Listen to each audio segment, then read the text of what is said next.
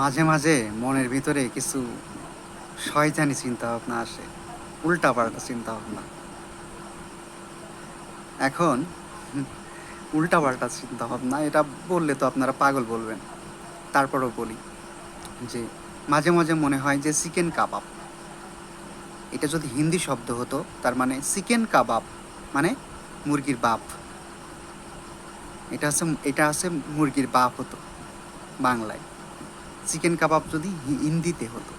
আবার মনে হয় যে চিকেন কিমা মানে চিকেন কিমা মানে মুরগির মা। মানে চিকেন কাবাব হচ্ছে মুরগির বাপ আর চিকেন কিমা হচ্ছে মুরগির মা। এই ধরনের উল্টাপাল্টা চিন্তাভাবনা মাথার ভিতরে যদি ঘোরাফেরা করে তাহলে বুঝেন কেমন লাগে।